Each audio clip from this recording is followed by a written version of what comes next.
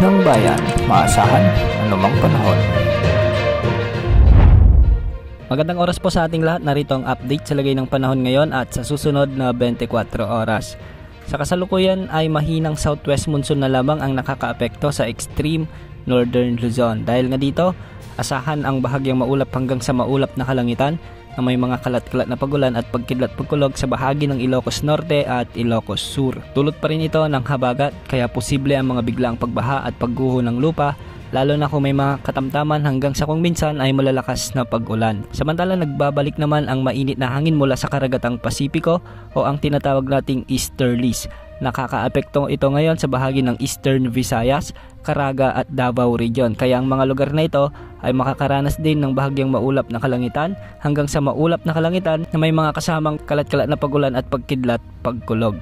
Hindi rin inaalis ang posibilidad ng mga biglaang pagbaha at pagguho ng lupa, lalo na kung may mga severe thunderstorms. Samantalang sa Metro Manila at nalalabing bahagi naman ng ating bansa, asahan naman ang pag-iral ng mga localized thunderstorms, kaya asahan din ang bahagyang maulap hanggang sa maulap na kalangitan na may mga kalat-kalat ding mga pag-ulan at thunderstorms. Kung sakaling may mga severe thunderstorms, hindi rin inaalis ang posibilidad ng mga biglaang pagbaha at pagguho ng lupa. Samantala kaninang umaga ay nalusaw na ang dating bagyong Igme at ngayon ay hindi na nakakaapekto sa anumang bahagi ng ating kalupaan. Unti-unti na ring humihina ang habagat at nagta-transition na ang ating panahon patungo sa amihan season. Nakikita na kasi sa ating mga wind models na unti-unti nang papasok ang northeasterly wind flow sa mga susunod na linggo.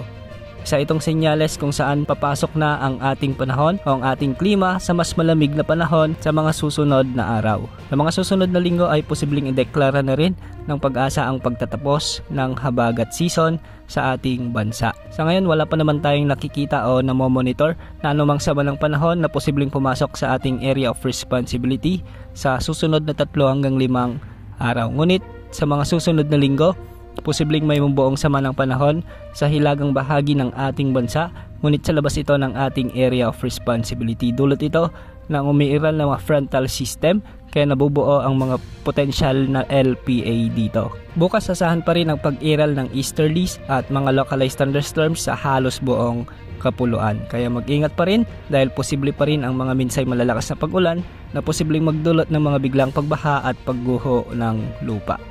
Yan ang update sa lagay ng panahon. Ito pang weather update ng bayan, maaasahan anumang panahon.